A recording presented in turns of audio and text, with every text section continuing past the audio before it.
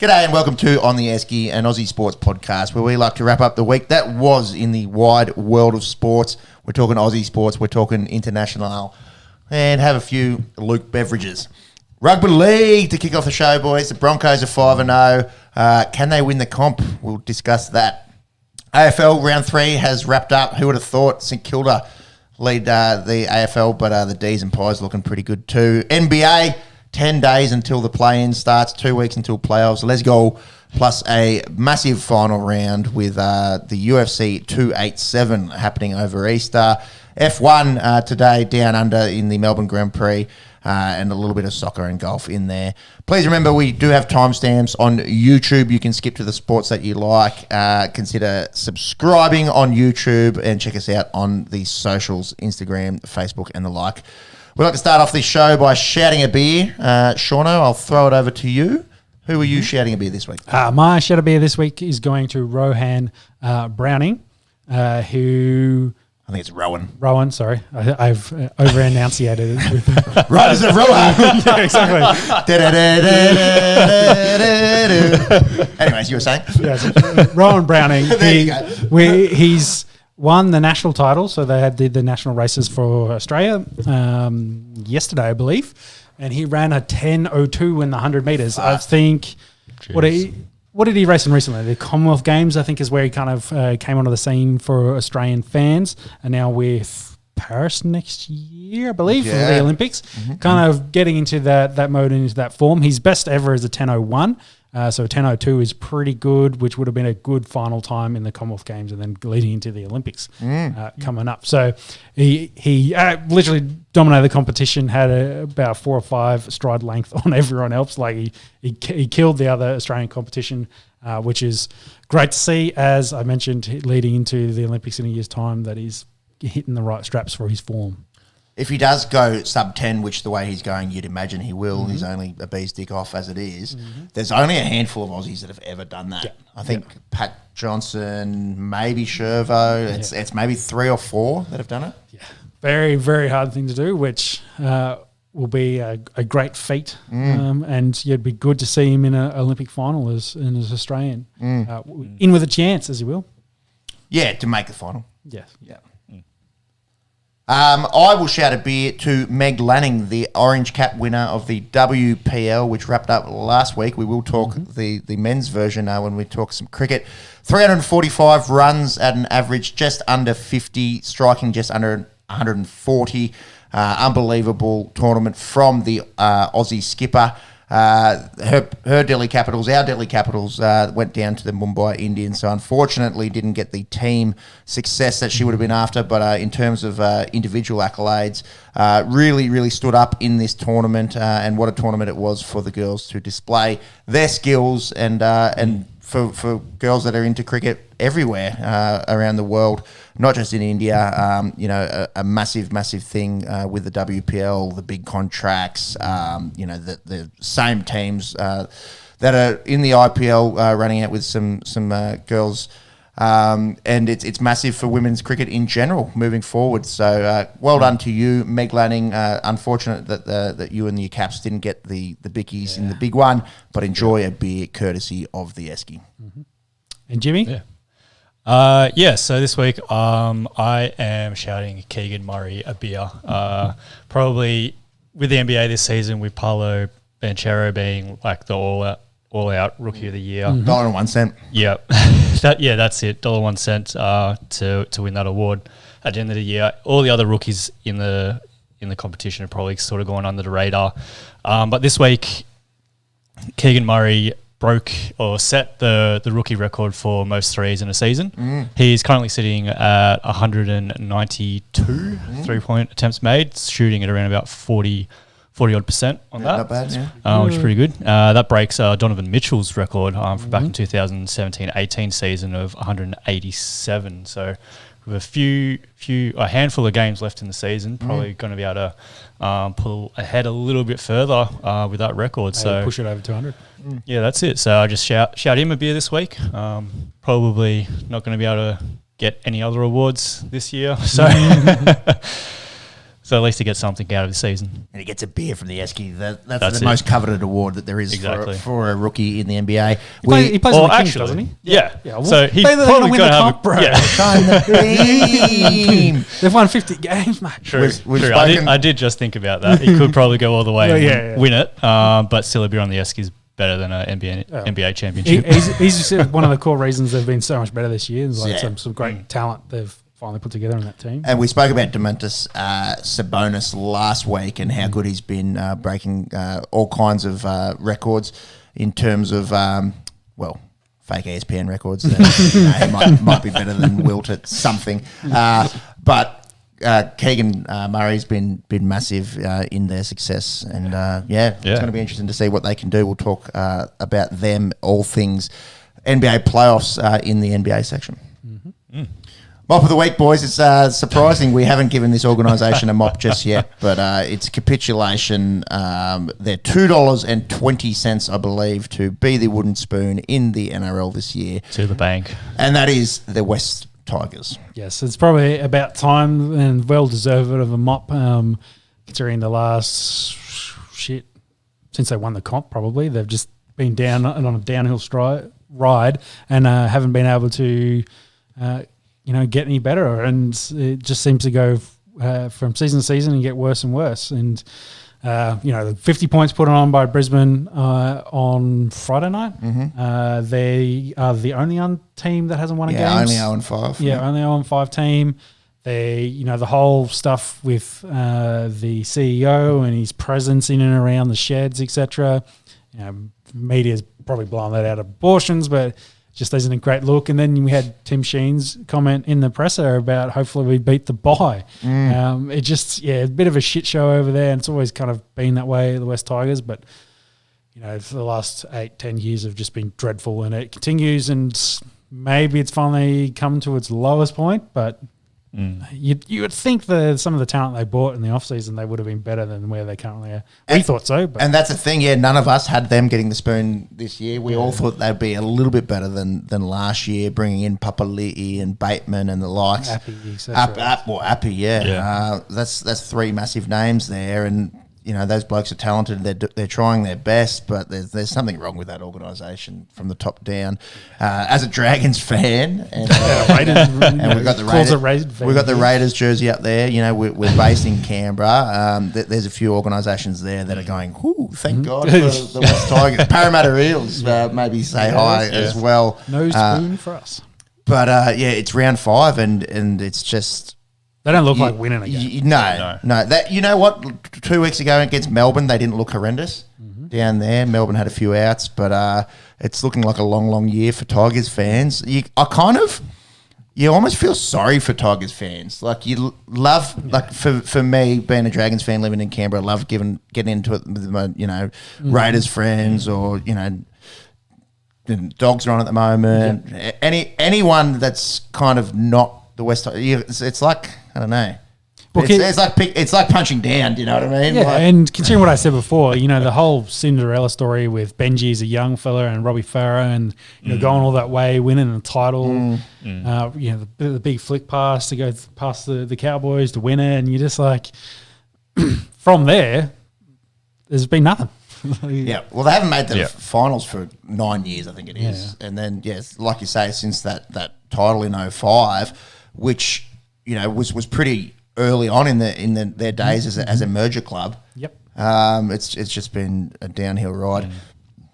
Interesting as well that both the merger clubs, like St George, luckily have won a couple games, but in terms of them as an organisation, it seems they seem on par with where the West Tigers are at, and maybe that is just a function of bringing two old clubs together, and then you're going to have the problems with people maybe not seeing eye to eye from that. I did see this week, perhaps, and I wanted to ask you this question.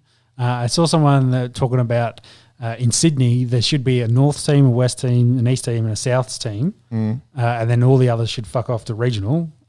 So say the Dragons, they should be fully based in Wollongong, be a Wollongong team. Who wrote this article? I don't know. Maybe Buzz. Some dinosaur. I think Buzz is smart enough to this sounds like a young person thing. Yeah, to me. I think the whole point is like after the battle in Brisbane, how do you kind of get fans and you kind of build something in Sydney? You break it down into your geographical quarters. There's not enough regional towns that have the infrastructure to support that. Like that's just we're the other four teams. Like yes, I can understand you thinking of Dragons go to Wollongong, but the other three, it was like, well, where do you put them? You don't really want to roll them into other clubs. You want to expand. That's where the league's trying to do. Whether it's to get to a 20-team league and have most of the capitals of the states covered. That's so. I'm thinking about that more and more now. Like it's just sinking in how fucking stupid that is. Do you know how many teams are Western Sydney? Yes. Penrith, Para, West. Yeah. Canterbury's pretty close. Like who gets to be West? Yeah. You know what I mean? It's just as it stands, there's only one team based in North Sydney, which is Manly. Northern Sydney, which is Manly. Yeah. But was that a professional journalist? Yeah, I think the whole point was just like, well, West Tigers are shit, maybe we just roll them in with others, and Parramatta, they've been doing just all join Penrith because they're good. Just make one super team. That's so dumb. Yeah, I suppose the silver lining for the Tigers is looking at Canterbury this season, like the signings that West have done for this season, the signings that Canterbury have done over the last probably 1-2 seasons, and how they're starting to sort of pick up form now. Yeah. Hopefully that can continue. I mean, we'll talk about how Canterbury are going against the Cowboys in a second, but you are seeing improvement. So hopefully that investment will pay off in a year or two for the CEO. If he's whether or not he's still around by then is another story. Yeah, but my counter argument would be the Doggies have been at least up and down in that period. Over the last 10 years. Yeah, exactly. Yeah, they haven't been pinned to the bottom of the ladder the whole time. I think they're kind of recovering from Hasler cooking their books a little bit in the salary cap to try and keep them competitive. Allegedly. Yeah, allegedly. Well, actually, no, there was 1 year where it wasn't allegedly. They backloaded all their contracts and basically couldn't afford anyone. So they are in a rebuilding phase, and they seem to be doing a good job picking up the right sort of talent. Pinching talent from Penrith has definitely helped. Very true. That'll run us into the week that was in rugby league. Really good game Thursday night. The Chooks getting the job done against Parramatta 28-20 at a reasonable crowd there at Allianz Stadium. The big talking point in this one was James Tedesco going out early, copped a high shot from Bailey Simonson. I think Bailey might be looking at 2 weeks from memory. Yeah, I think so. It was a Category 1, so he's going to miss next week. Robbo made some comments post-game about how he knew as soon as he saw that, there goes my best player for 2 whole games, essentially. I think I saw something he was reporting, and that was his 8th concussion as well for Tedesco. So he's got that history. Yes. And that's why I kind of wanted to ask you as well. Have you noticed he does go into contact quite low a lot of the time? But I would say this one probably not so. I think Bailey took his head off. 100%. But I think you do make a valid point, but also Tedesco hits the ball at pace, and usually the guys are taking him around the leg. So it's the second dude that's coming across to finish the tackle over, with the arms probably down a bit lower, but Teddy's on his way down, and he cops a shot. You seem to see that a lot with Teddy, and that's just the way he plays footy, which is quick, on the ball fast, in that support play. And that's where he's most damaging as well. So I guess there's a little bit of risk in the guys tackling them. And it's in that case, it's on the defender to, he's taking on the role of player safety, as you will. But it's also hard when you're also trying to beat the snot out of each other. Yeah, exactly. It feels a little bit victim blamey to me to even bring it up. But we've spoken about it before on the podcast. He does cop a lot of head knocks. He is low into the contact, but I think you're right. This one was 100% on Bailey Simonson and not on Teddy. So for the Chooks, which Joseph plays one? That's a great question, isn't it? Fancy being the Roosters and having 3 guys which could be fullback at any other club, essentially. Yeah, well, Manu could play 6 if you wanted as well. So and has stepped in there when called upon. Suaalii, he did play. So Suaalii did play 1 in the remainder of this game, and his ball running is unbelievable. He doesn't quite have the ball playing yet. I don't think of an elite fullback, or maybe the defensive work, like the structure work that Teddy puts in the back. Correct. But he's a young fella still learning his craft.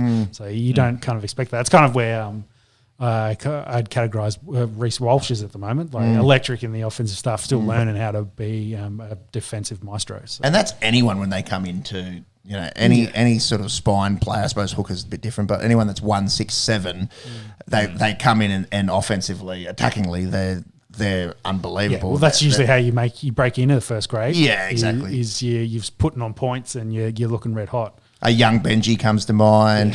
Sam Walker in the modern game. Of course, blokes are going to be very good with the ball in their hands when they come in. It's getting a bit bigger and getting that grit. To become a defensive, force as we watch Canterbury. Winning getting a golden point win. Good for Matt Burton there as well. Probably that was a tough hasn't quite found the form that he was in last year. I think is probably fair. Has a walk-off winner there for the Dogs.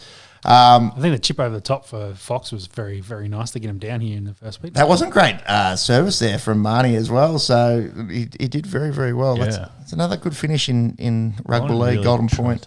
It's been a pretty tight week, and I guess we'll keep rolling. Yeah. Well, besides Penrith and Brisbane putting 50 odd on, the rest of the week has been pretty good.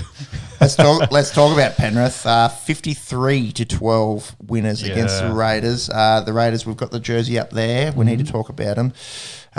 They slipped to 16th, 41-point thrashing there at the hands of the Panthers. I think it was 13-8 at half time.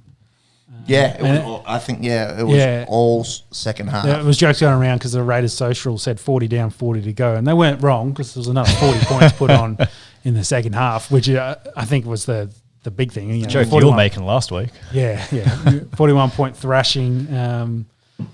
It's a bit hard, of course, for them missing Jack Whiten through his suspension. They did have Rapana back, still missing their point-scoring options.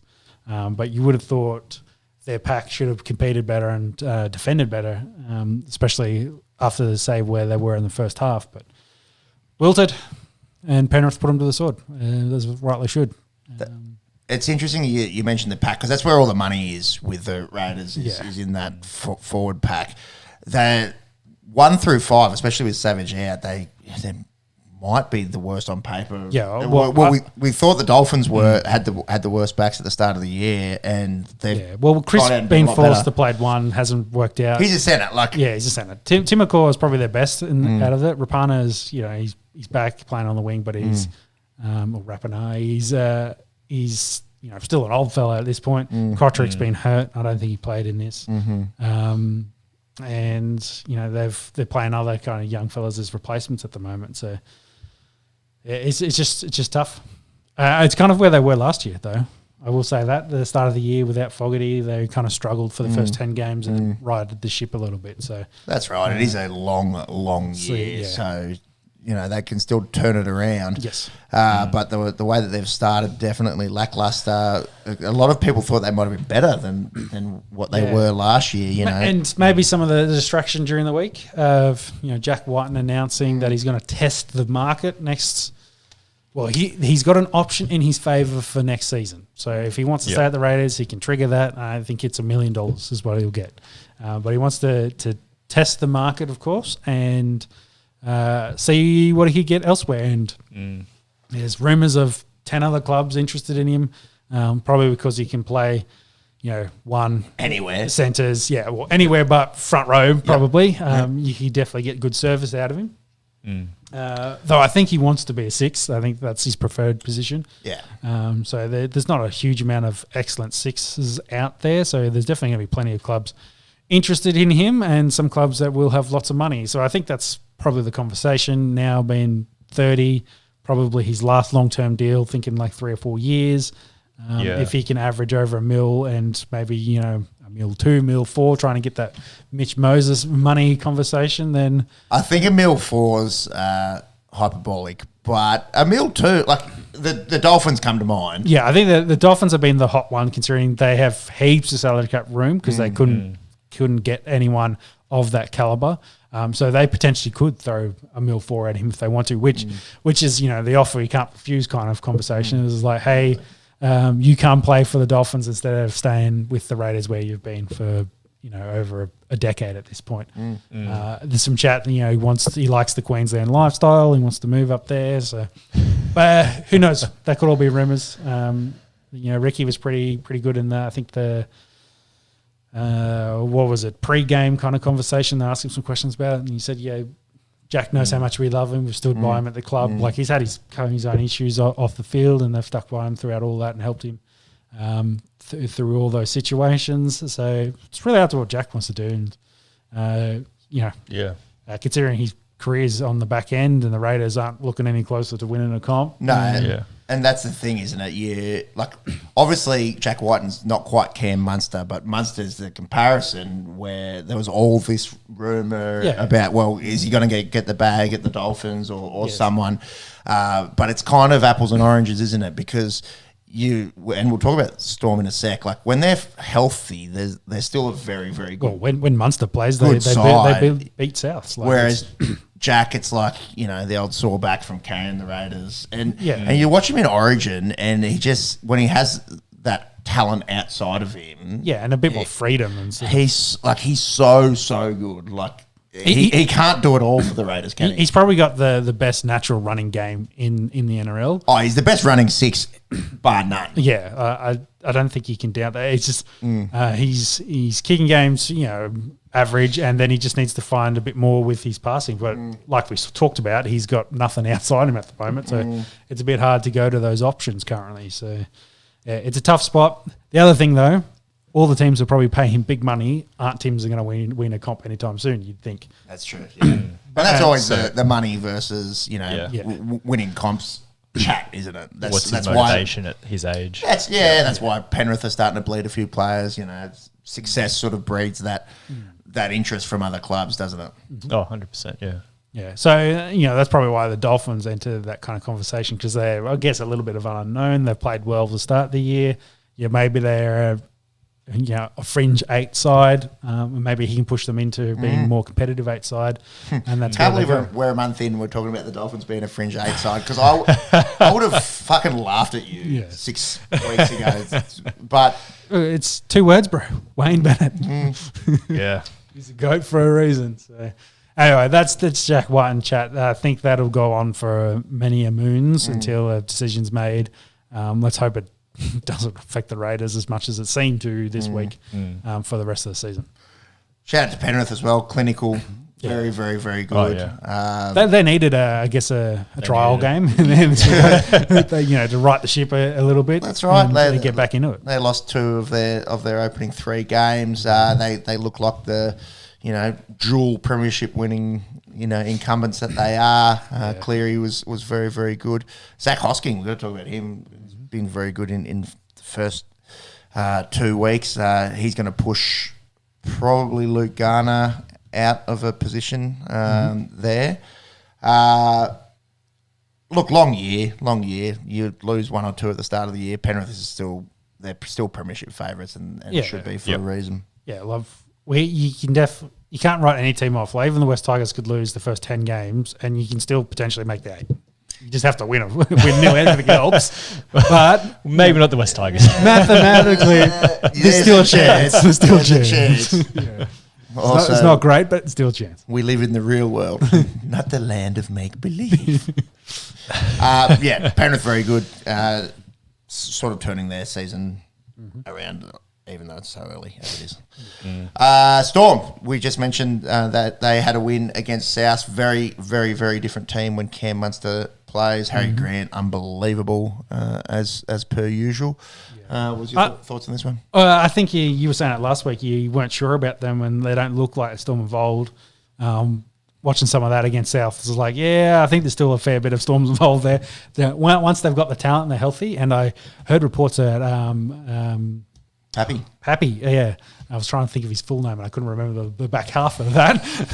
Shocked me. Pappenhausen, there we go. Hey. Took me a bit. He's been away too long. That's the issue. He's been back running as of this week, so that's great signs for him. Another elite talent to throw into that squad for the back end of the season. I think Storm they'll be fine. They'll be there competing for in finals games for another potential championship. And that's why we talk so much about spines when we do the season previews. When any team with Pappy, Munster, Hughes, Grant as your healthy spine, you can lose half your forward pack. He's the best hooker in the game. Yeah, and he's the only one of their spine that's started, essentially. Hasn't missed any. And they only had him and Munster of the two. Once they get Hughes back and then they get Pappy back, they'll be dominant. Shout out to Nick Meaney as well. Pretty handy guy to step in and classic Storm. Just go take him from the doggies and turn him into a star. Man, make him better. Saturday, Super Saturday. There was 3 games. Manly and Newcastle. We talked about a few tight games, but it doesn't get any tighter than a draw. The first draw for the year. First draw since 2020, I think it was. Oh, really? Or 2019. Yeah, it's been a little couple while. of years. Yeah. Dom Young scored 4. The Roosters been licking their lips watching how good. Well, he'd been dropped. So the week before he got dropped. Yeah, get back in the squad and that's the old kick up the arse. That's it. Yeah, you're not the Roosters yet. Come on, you got to make sure you're playing well, and putting 4 on Manly was a good showing. And I thought Manly would have done better against Newcastle. With the triple turbos, but Newcastle. Didn't look that bad, I guess. Shout out to Newcastle. They've, we'll get to the Warriors in a sec, but they've sort of exceeded expectations. It's been a good sort of first month of footy in that it hasn't been super predictable. Yeah, Hastings, I think, is probably very happy not being on the Tigers anymore. The Luke Brooks situation, they just need to get it done. I feel for the bloke. It's it's not completely up to him, but you're on the money that you're on. And it kind of feels to me where Milford was with Brisbane after being the $1 million man for so long and then not being able to win a comp, and maybe not realising the level of talent he had as a young fella. That's kind of where Luke Brooks is stuck at, and maybe needs some greener pastures elsewhere. Maybe fits into more of a role player and a veteran at this stage of his career, kind of like what Milford's doing. Shit, speaking of which, the Dolphins need a halfback. Maybe they can then like, hey, do you want to come play for us? And Wayne will fix him and turn him into a champion. How funny that we're talking about Manly and Newcastle, and all it seems like the last month we want to talk about is the Dolphins and the Tigers. We're just going to fix the team. Because one's surprisingly good and the other one's surprisingly really bad. Well, that's pretty much it, isn't it? What else happened in this? It was both of Matty Johns' young blokes going up against each other for the first time. Yep. Yeah, played out of a scintillating draw, as we mentioned. So, all right, Dragons. Let's talk about them. 38-12 winners against the Dolphins. Look, saved Hook. Yeah, well, for one more week. One more week. Yeah. I want to say Ben Hunt show. Yeah, when he turns it on and he gets a bit of freedom, and the Dolphins really, after they lost Milford, didn't have as well their structures as well, relying on the young fella to play 6 and kind of guide them around. They just, I don't think, maintained the pressure. They were pretty competitive in the first half of this game, and then the Dragons just had more quality ball, more opportunities, more space, and Ben Hunt did what he needed to do and showed why he's one of the dominant sevens in the game. Dolphins are, in their defence, pretty busted up through suspension and injury. Which I think is always was going to be the challenge for them, is their depth. Yeah, it being a new side. So they've probably got a decent 17, but to play 26 rounds a year with the same 17 guys is very hard. Big ins for the Dragons with Jack DeBellin coming back, and Junior Hamone, after being sort of stood down by the NRL for his involvement with Hammer, and I'm not talking about the fullback for the Dolphins. He comes in for Jaden Sullivan. Didn't look too bad. I'll tell you who looked also really good out of the Dragons' young blokes is Tyrell Sloan. And a lot was spoken about what why Hook wasn't just picking him last year and going with him. And shot his confidence a little bit. He looked pretty good. Yeah. What did you think about the young fella saying that they didn't want to come play for the Dragons during Moses the Sully. week? Yeah. And the trade being official and the young fellas not wanting the other two Manly guys. Yeah, so because Aaron Woods got traded for. Can you get the names of those two young blokes, please? Yeah, because one of them I think had been talking to Moses and said he wasn't real keen to come and play the Dragons, and that was kind of what he was leading to. It was like, I wasn't real keen to come, etc. I think it was a bit of a misunderstanding. It was more about not keen to leave their comfort zone and leaving their support systems where they were, and having to go to say Wollongong essentially to play outside of Sydney a fair bit, which was a bit of an issue. But I think it was kind of lost in the translation of the. I think so young too. There. So, but media blew it out of proportions. Like, no one wants to play for the Dragons. All they want to leave. In verbatim, what he said didn't look good. No, but then Sully came out and said, "No. Like, I kind of minced my words a little bit. I'm happy where I am, and which is good because he was really good last year, and I think we spoke about it. When we were looking at the teams at the start of the year, probably one of the only Dragons' strengths is their centre pairing with Lomax and Sully. What did you got those names? Viliami Fafita and Alec Vaki. I definitely Vaki that one up. Sorry. That's a good deal for us. Yeah. Like surely, Aaron Woods. A lot of Dragons fans like to shit on him. Poor fella. He's definitely, in the twilight of his career, and it doesn't make a whole lot of sense to me as we talked about it last why week, Manly would be doing it. We're just not sure. Yeah. Anyways, I don't know much about these kids either. So time will tell. But anyways, Dragons going along just fine, considering where everyone thought they'd be.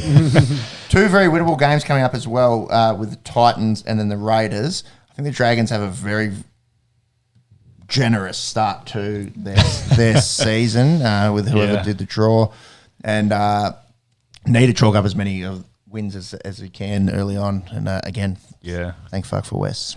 On the other side of the coin, the Dolphins have Cowboys and Rabbits the next couple of weeks. They're going to be tested, I think. After flying high, look, and you lose Sean O'Sullivan for half the season. And Milford hamstring looks like he's going to miss a decent amount of time as well. Yeah, it's really big for Katoa, isn't it? Yeah. Young kid, he's going to have to step up. Yeah, and big fella.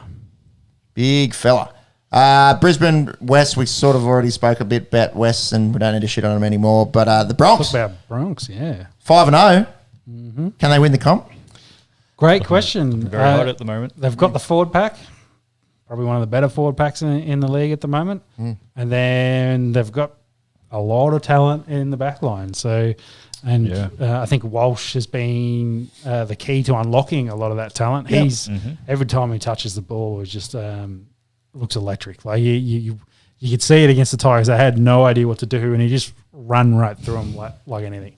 He's the buy of the year. I know it's only a month in, but of the first month, he's been the most impressive, bloke that's switched clubs this year. Payne Haas has found not that Payne was bad last year.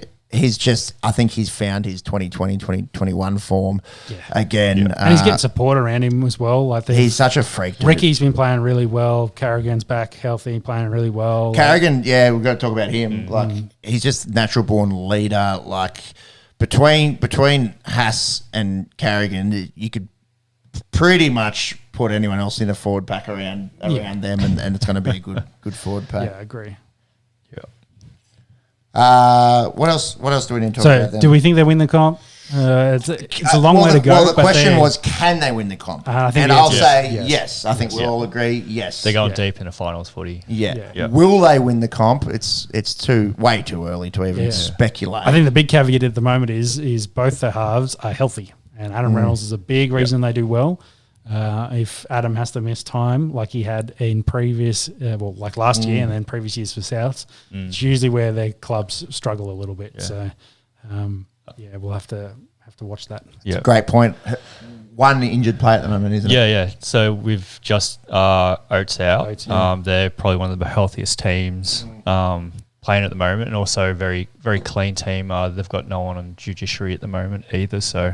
Just keeping that playing group together and not having those disruptions is obviously paying off dividends at the moment. Fernworth, there's so many guys that are potential base. You know, we talk about how good Selwyn Cobbo can be on his day. Katoni Staggs, how good he can be on his day. Reece Walsh, how good he can be on his day. And they're all having those days pretty regularly through these first 5 weeks. And I'd say every week they're just showing up. And I think the glue keeping that all together is probably Adam Reynolds. Keeping, as the, I think he'd be the oldest player in the club at the moment, wouldn't he? At the Broncos, I reckon so. Yeah, so he's the veteran leadership that'll be running around at the moment. So I still think he's a difference, and if he has to miss time for whatever reason, then that's when the real test for Brisbane will start. Into today's games, had this one in the background whilst I was getting a little bit of prep going for the podcast. The Warriors came down from a long way down to beat the Sharks 20 points at PointsBet in the rain. The Warriors just quietly are 4-1. I'd be interested to see their health as well. I think their captain Harris Tohu missed this one, but outside of that, I think they're pretty healthy. I think Sean Johnson's kind of been in his best revelation. I think he's now comfortable in that spot there with the Warriors. Chance has been good for them. I think they're in a good spot. Did Martin play? Is Martin playing 6 for them? Yeah, I think he did. As I said, I just had this in the background. No, it was Volkman. I did know this because I play NRL fantasy, which you two blokes don't, I suppose.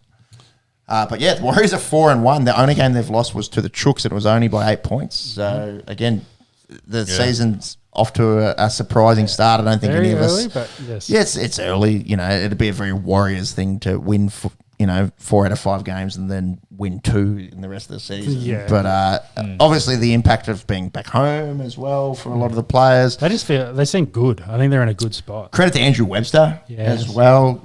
Distant relative. Yeah, all the chat about the old Panthers assistants was about Cameron Ciraldo going to the Dogs, but Webby just flew under the radar and is quietly going about his business, and the Warriors looking pretty good. Nico Hines, the Sharks are a lot better team with him. Unfortunately, he had a chance to tie things up with after the siren penalty goal. He just pushed it right. So the man is human after all.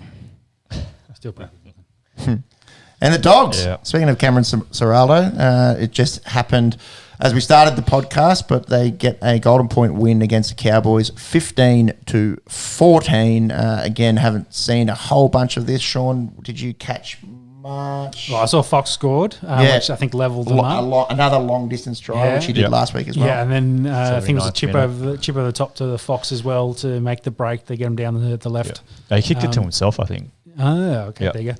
Oh, chip over the top to yourself. Down the left. Origin alert. Origin. Excuse me. Hello. Do us a favour, Freddie, and don't pick him again. That'll be excellent. And he's been looking red hot, and they got him in position to then Burton to have a long field goal attempt from the left touchline, and he slotted it. Good kick. Didn't get the best service from Marnie. Like you said, maybe 20 metres in from that left sideline. It's not where you really expected to hit him from. That New South Wales back line is going to be very hard to break into and very tidy. So, I think Kiri's probably the only certainty at 7. Everyone else could be up for conversation. Well, we just talked about Matt Burton. We just talked about Nico Hines. Does Daddy Luai have anything to worry about? I know it's a long way from Origin, but everyone likes talking Origin. Yeah, I know. As the Queensland fan at the table, I'm more than happy if you pick Luai again. I'd rather that over Nico Hines and Cleary. But then as well, you've got Luai that plays with Cleary that has Yo's going to be the 13. You pick the best players, bro. That's the whole point. Yeah, interesting. Best players or best team? Best players to make the best team, Jimmy. If Nico Hines doesn't play Origin this year, I will eat my hat. Yeah. He's too good. Whether that's as 6, whether that's in some sort of utility role. Yeah. I think the one that's probably underperforming at the moment is Latrell. He's been a little bit quiet in some of those Souths games. He's been a bit hot and cold. Yeah, he still plays Origin for mine. I'm just saying, of all those guys kind of in that spot, he's the one that's maybe not done enough recently, but... as it starts to warm up to Origin period, I think he'll warm up as well and be doing bulk work. So I'm not too worried. How the fuck did we lose last year? 2 out of 3 years. 2 out of 3. We should be talking about the New South Wales dynasty at the moment. Yeah. It's because you keep doing dumb shit. Yeah. Oh, well, it's kind of pertinent to my life as well. Should be here, but I'm here. All right, boys, that'll wrap up the rugby league chat. Let's get a siren going. Yeah, let's talk some Aussie rules footy.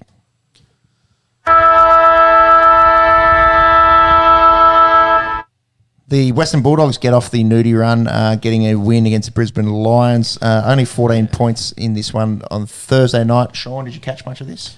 No, I didn't. Not on Thursday night, unfortunately. By all reports at Marvel there, the ground wasn't great for this one. I know the olds and my brother was at this game checking it out, and I think they all left very disappointed. But I feel like they caught the Dogs on the wrong week coming off what happened last week against the Saints. They were really turned on for this one. And, low scoring, but they, I think, were up for it. And for whatever reason, the Lions in those games, which it gets a bit hard, gets a bit gritty, they just aren't that type of team. I think they're more of a flashy, high-scoring sort of team, and these are the games they regularly kind of lose, unfortunately. Yeah, credit to the Bulldogs. The Bont set the tone, and then probably the big talking point was Jamari Ugle-Hagan kicking 5, his biggest bag so far after being racially abused last week against St Kilda, and then he pays homage to the St Kilda great Nicky Winmar with the lifting of the jersey and pointing to his his indigenous skin and saying sticks and stones, I am who I am, and I'm proud. Yeah, I'm going to kick a big bag and win this football game. So I'm happy for him as well as a footy player, because number one draft pick, overall comes with a lot of speculation, a lot of pressure. Been a bit up and down. It had been a little bit up and down. So at some games I've watched, I'm like, is this guy really the number one draft pick? You're a key forward. You don't develop straight away. It's not like being an 18-year-old, engine running midfielder that can come into the competition and have just be a live an impact straight away, or running off the half back. Where it doesn't take any really development time at all if you've got the skills and the fitness. Whereas, drawing their biggest defender week in, week out as a 18, 19-year-old kid, it takes a bit of time. So now I think he's 20, to go out there and really put on a clinic. It was good from Jamara. Yeah, especially after the week he had. Was a great way to respond and send a message. It's vindicating as well, isn't it? Yeah. Obviously, you can't control what idiots say off the field. You can only control what you do on it, and he responded pretty well.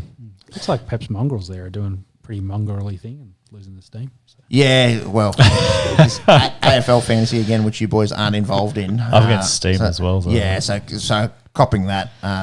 Friend of the show, Steamer, he's always very good at this. And no, didn't do that crash hot in my game against him this week. Pies, let's talk hot pies. Yeah, very hot pies. Following their form last season, they've kept rolling. They undefeated, aren't they? 3-0, yep. So it's only them, Saints and D's, I think. Monks, if you want bringing up that ladder. Yeah. Another bit wet game. Yeah, low scoring, greasy at the G. Yeah, hard fought game against the Tigers, but again, they just show their class and get another win. Jordan De Goey, water's wet. Yeah, very good. Yeah, very, very good. He can do dumb things over in Bali if you play like that. Oh yeah, Melbourne have had a loss, so it's just St Kilda and Collingwood. And if it wasn't for the last fucking minute of the opening round game, Carlton would be on 12 points, but technically undefeated. You'll take that when you can. Oh bloody hell! Well, look at that as well. This is suddenly turned into a ladder chat, but it's up there. Percentage, Carlton's 108. So they've actually found a way outside of the draw to win those close games, which was their problem last year and in recent years where you think, they're there, but they're not quite there. Anyways, it's early. We're meant to be talking about the Pies and the Tigers. Pies are good. Like, I don't think there's much more we can cover there.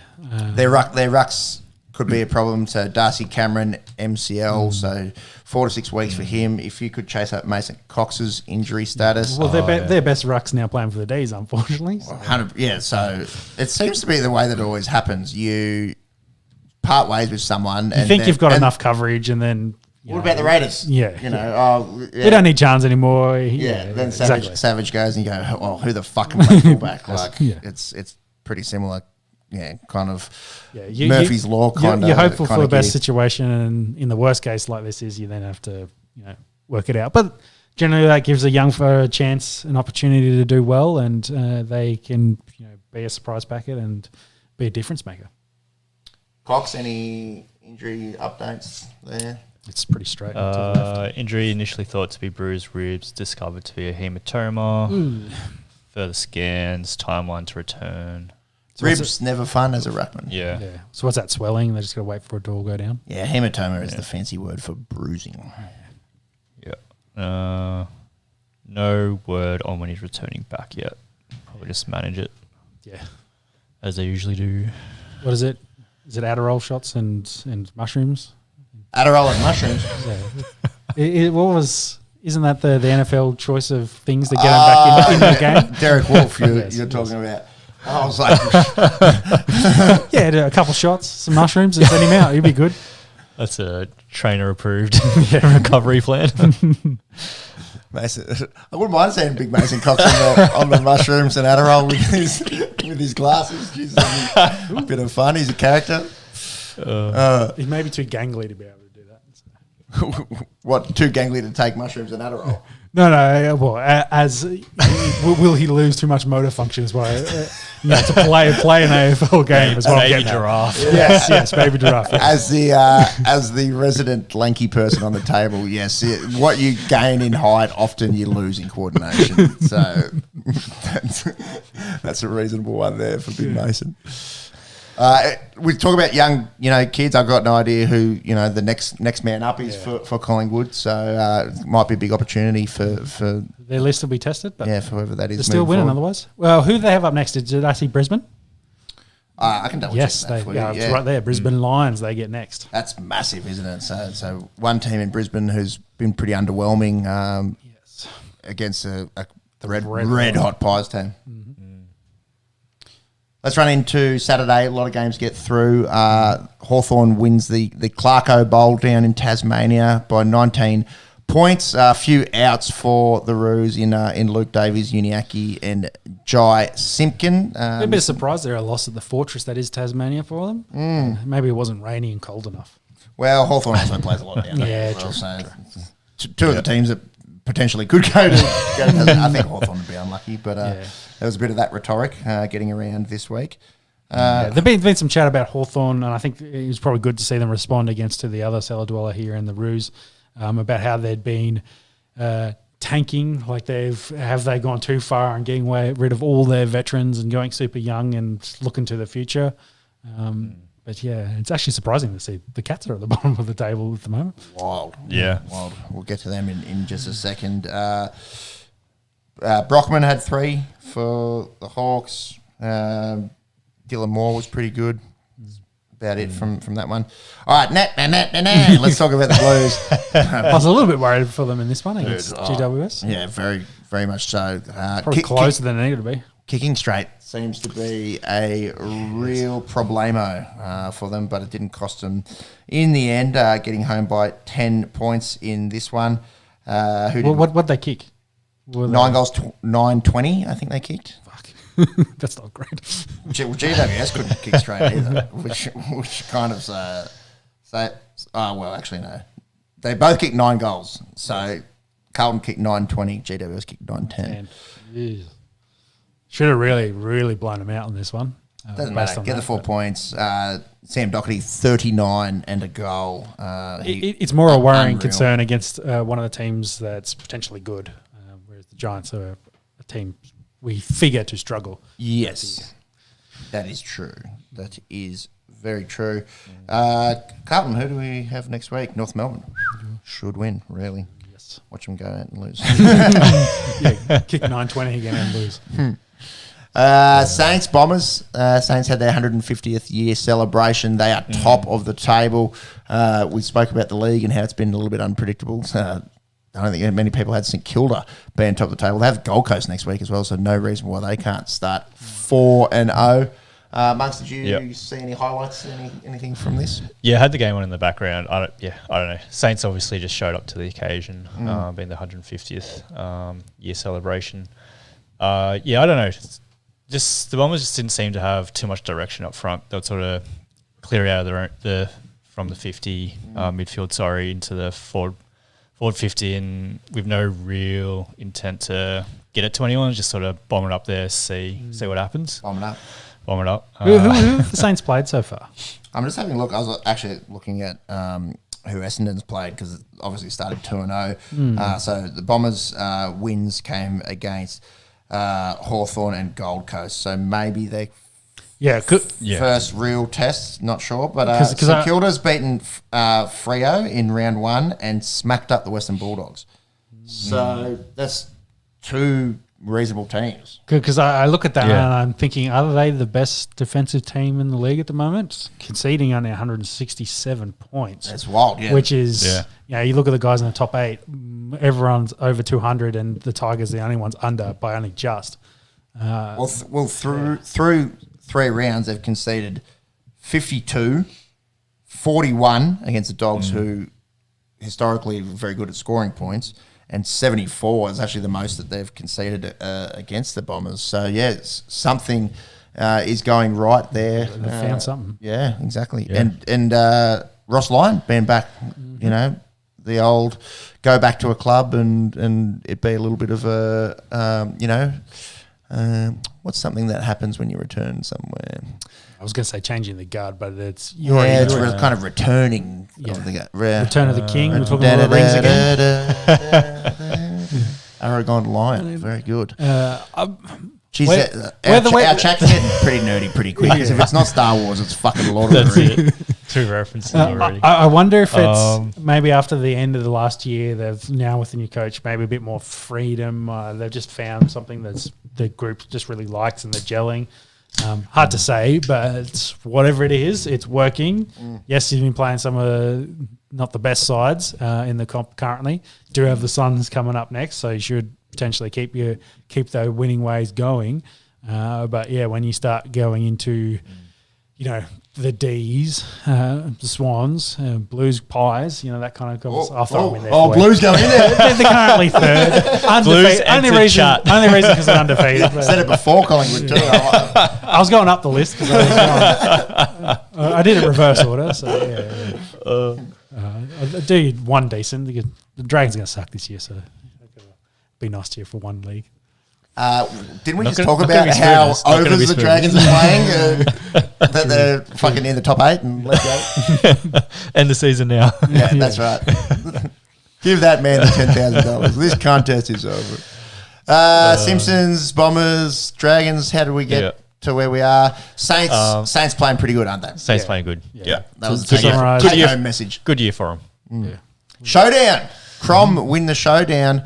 They were able to fix their inaccurate goal kicking, so Carlton getting away with kicking inaccurately. The Crows fixed it up, which really cost them in the first 2 weeks. Yeah, 5 goals to young Riley Thilthorpe. How good's that? So we spoke about Jamara kicking 5, and Thilthorpe gets his first big bag. So some of these young key forwards that will be superstars of the future playing pretty well, and then 2 guys that really are superstars as it is in Isaac Rankin and Jordan Dawson. Very good for the Crom. Port pretty cold after starting red hot against the Lions. Prison bars couldn't help them. So No. Yeah, Eddie would be fucking laughing in his mansion. About that. I don't know what's wrong with the Power. They seemed pretty good against the Lions, and whether that's the Lions, they're part of the season as well. How they're going. I don't know. I just don't know with the Power. They haven't lost lost a heap of showdowns in recent memory, and they got absolutely belted by the Pies last week. So bit of a litmus test for them next week against the Sydney Swans. Yes. Yeah. Suns Cats. Yeah, so What's wrong with the Cats? well, we got Are they finally too old?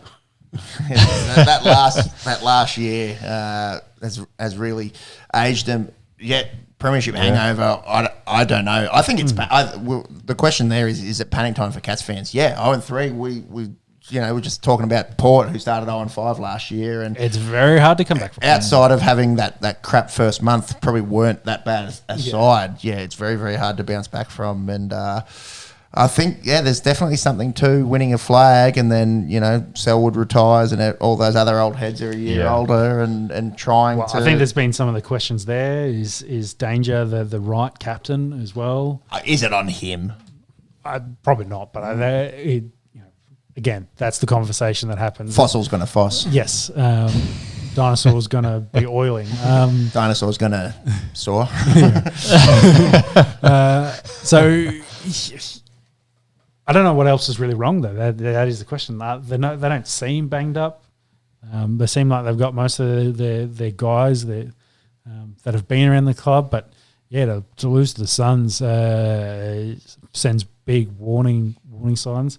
Where that's the kind of thing that they need to right the ship, and they're going to hey, if we're going to repeat, we really need to kick it into gear now. Which with the veteran club, you'd think maybe that they could get it out of first and start switching up the gears. But like I said, worry signs. Who do they get next? I'll bring that up now. The big Tomahawk, he had 5 disposals, 1 behind in this game. They have Hawthorn, so. It's actually 17. It's literally the toilet bowl for next week. You'd imagine Geelong open the account there. Yeah. We're asking the question now: is it panic time? My feeling is yes. If they lose next week, then that's hit every panic button there is. There's too much big name talent on that list to be where they are currently. Yeah. D's get the job done against the Swans pretty handily. 50-point winners there. Absolutely clinical. Always the big names for them in Clary and Truck. But Grundy, good. The fill-in? Yeah, exactly. It's fancy having Brody Grundy come in as to be. He's our He's got to play ruck. He's our chop-in ruckman. And the first gamer, Jacob Van Rooyen, boots 3 on debut for them. We all said it at the start of the year. We all thought Melbourne was a team to beat. Other than that little hiccup in week 1 seemed to be along that same trajectory this year. 331 points. That is the most through 3 rounds in the AFL. Yeah, and I said week 1. That was last week they lost. Yeah, they lost to the Lions. You can't figure out the Lions at the moment. Just, Where was that game? Yeah. True. Gabba. Yeah, that's that. Yeah. Yeah. It's the same talking point that we've spoken about since the inception of this podcast and many podcasts beforehand, which probably have a better understanding of AFL football, have speculated. It's really hard for them and the Perth teams to win outside of Queensland and WA. Sydney maybe less so, but even the Sydney teams as well. You got to when it matters and you have to win the big games in Victoria. That's when you know the elk of a club. But currently, the elk of a club. Yes, ilk. I think it's ilk. Ilk. Yeah, well, I said. I think you said elk. Sound like elk. Joe Rogan hunts and shit. Yeah. You know what? That'd be fucking good if Team mascot. Well, we don't have anything on this side of the wall, do we? If we ever get another camera, we mount a big fucking ilk up there. Speaking of Perth, the Derby. I always say it wrong. Don't know what those weird WA people say. You got to say it really long. Derby. Yeah. But I think it's Derby. I think they're not posh enough. Dog. But I think they say Derby. Derby. I don't know. Someone get us out of us. 0 listeners in WA. Can you throw up, please, Max? I haven't seen any of this. Yeah. It's just happened. No, it's just finished. Dockers win. Handily. 41 Yep. points. I'll have a reasonably quick look at anyone that did anything. Wow, Sean Darcy, 52. Jeez. 52 hit-outs. Michael Walters boots 4. Luke Jackson, probably a little bit underwhelming his first few games. They've got, much like the Melbourne Demons, when both of their twin towers are playing, they've got that 1-2 punch. Luke Jackson had 17 hit-outs and 2 golazzos in that one. Caleb Sarong so right, 35 posies for Caleb. That'll wrap up the AFL. It's Easter next week, isn't it? So there's a little bit of footy that will transpire in both the rugby league and the AFL before we are back on the airwaves, I believe. Yep. Let's briefly talk some cricket. Bring the scores up. The Indian Premier League kicked off over the last few nights. Not the greatest viewing times for some of the games, although I think now with daylight savings it'll make an hour. Slightly better. Slightly better for us. Just for those when there's a double header, I think you get the 9 Google p.m. IPL, start. Jimmy. Oh, yeah, okay, no, you got it there. That's fine. So Gujarat win the season opener against CSK, so opened their account after winning the whole thing in their first year last year. There's that man, Rashid Khan. He always is pretty good at T20 cricket. Was man of the match in this one. Ruturaj Gaikwad, 92 runs for him in a losing effort. And we're wondering about best 11s. That Josh Little, the Irishman, actually did make it in as one of the best fours. Best international fours, I should say. There, so interesting. We've got an Irishman in the IPL. Yep. Fucking Josh Little. And Gill getting 63 was also very good. He's so good. Yeah. Like we've been, harping on how good that bloke is, and maybe should be playing a little bit more red ball cricket for India in our opinion. But in the runs again. Yeah, a big one out of this game as well. Kane Williamson. He is out injured have for they the confirmed rest it? of the season. Because it looked like ACL. Wow. So he was on the boundary, jumping up, trying to save a six. That's a huge just landed wrong. Yeah. Had to Video? get carried off the field. Yeah. Shout out to NRL Physio. I think he from the video it was just like it looks like an ACL injury, which is what you worry. Yeah. Got some steals there. But just clutching straight at his knee as soon as he lands. Hyperextension, was it? Yeah. Has he had scans yet? Because they've ruled him out the season, so that's means it's anything. the season's what? 8 weeks? 10 weeks. We're talking 10. Headlines here, but I would no assume details. that is his ACL, because if it's a low grade MCL or even a high grade MCL, it's probably they wouldn't be using that kind of language. Yeah, that's what I was saying. Yeah, because of the length. They're ruling him out already. Then it could be PCL, having not seen the actual incident. But prayers up for Williamson, because he has been absolutely carrying New Zealand with the bat. I was trying to think of what's coming up for New Zealand, and probably not a lot. So not a lot till the end of the year. Yeah, but if it is ACL, it's still 9 months to a year. So he'll be back. I hate to say it. Next year. Not a big thing with cricketers and ACLs, is there? Like, obviously, it's a non-contact game, but that's the big talking point there. Probably it. When you get a chance, Jimmy, do ACL injuries of cricketers. I'm actually trying to think. I remember in an Ashes years and years ago, Simon Jones at the Gabba. Do you remember? I think he did his ACL, and it was a lot of in the field. Yeah. Because of that. Because I'm thinking about it. If it'd most likely only be in the field when these injuries are kind of happening. I can't think of an Aussie recently that did an ACL. I literally, that's the only thing that's come to my mind, and that was 18 years ago or something. Yeah, that's bit of a challenge there. We'll roll into the next game where Jimmy has Nick Maddison has done an ACL. Yep. So there you go with that. That's making you work overtime there. There's probably not going to be a list. There's some news article. Second game, Punjab Kings win by 7 runs via Duckworth. Lewis made 191. The runs shared there with Banuka, Rajapaksa, Shikadawan, and pretty much everyone chipping in with the bat there for Punjab. KKR, we said in the preview that we're not expecting a whole lot out of them. Obviously, it's only the one game.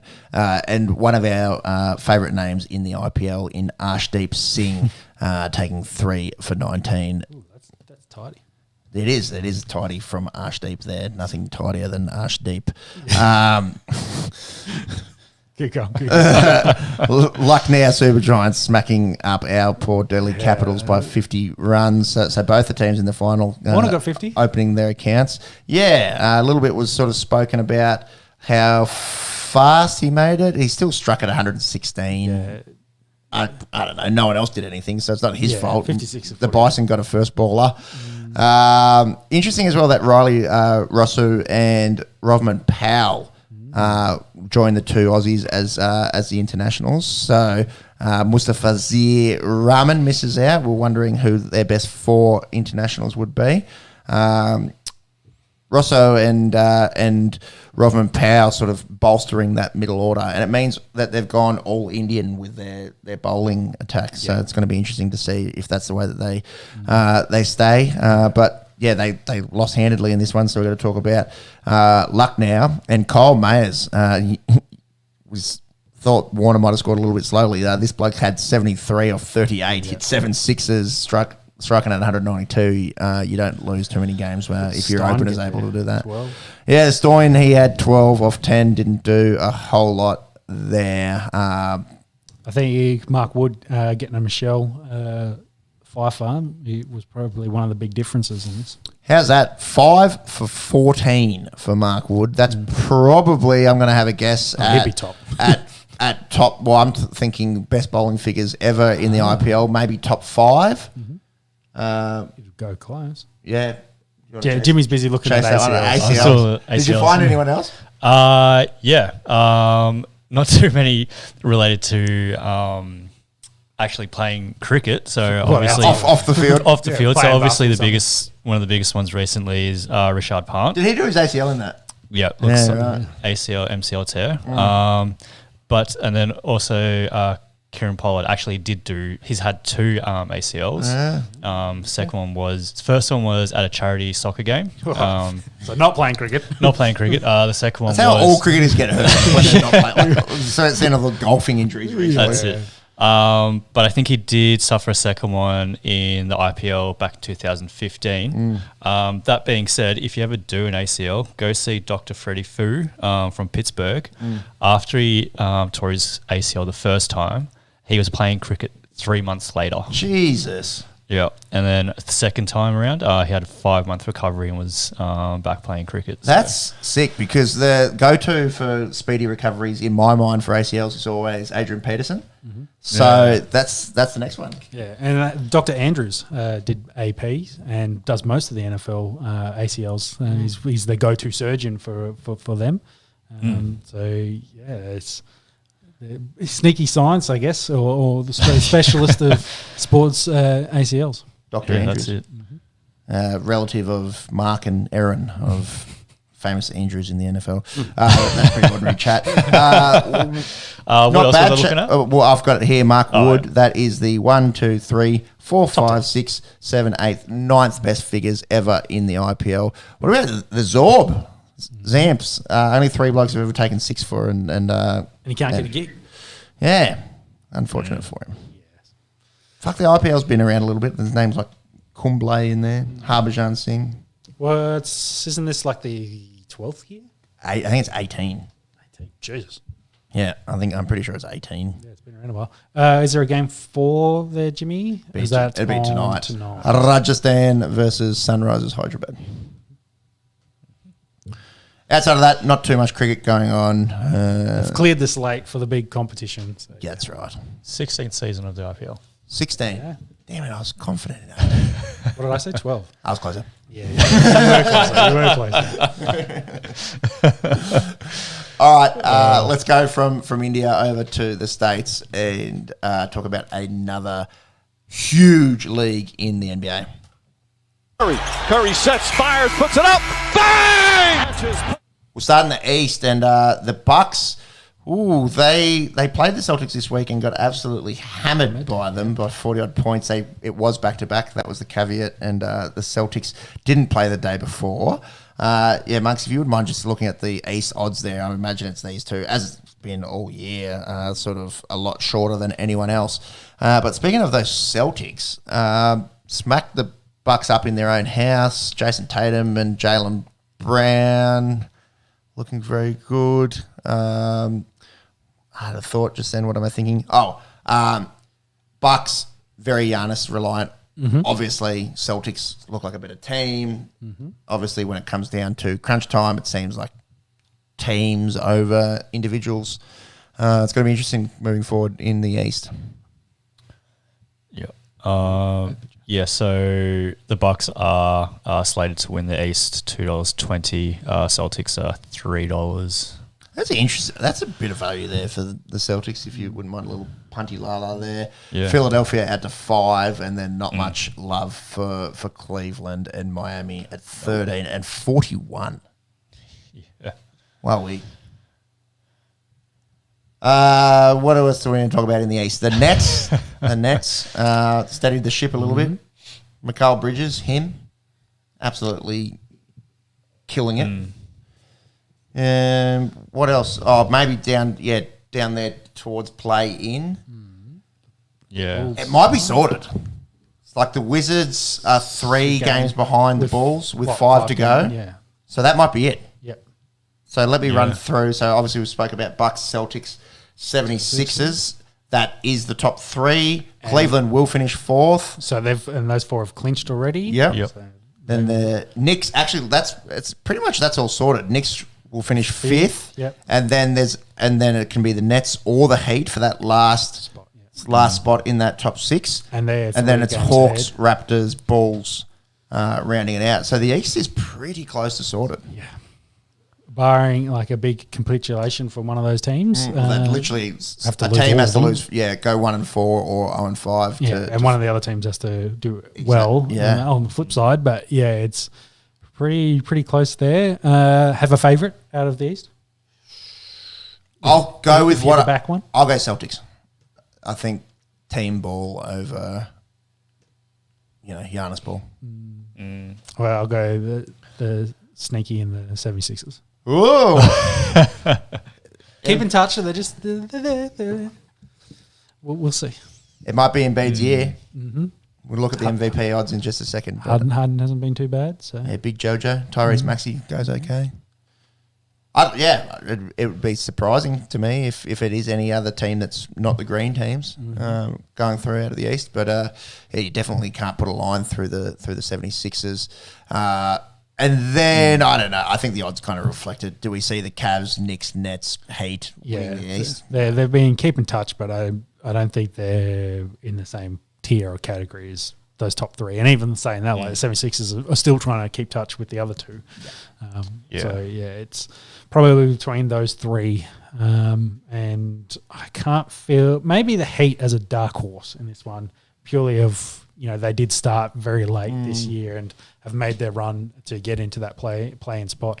And if their team can be as good and as healthy as it was last year, then they've got a good list there to compete with anyone in that conference. I feel like the Heat, they've got to jump into that 6th position if they want to make a run, and then that way you're not getting the Bucks or Celtics straight up with having to play 4 games in their house as well. Yep.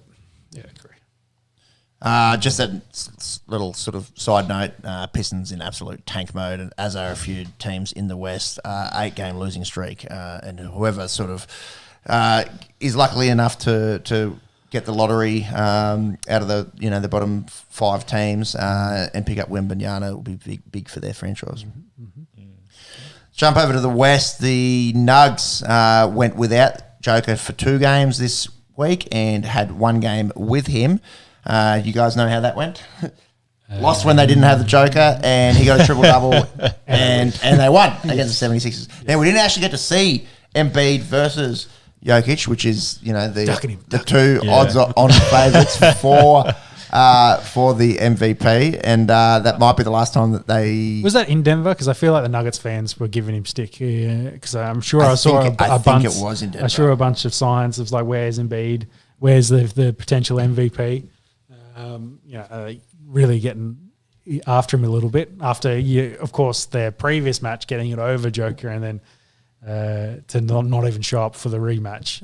That fucking aged so well as well, because Joker then goes and misses the next 2 games with a calf injury. Yeah, the exact same thing that Evans had.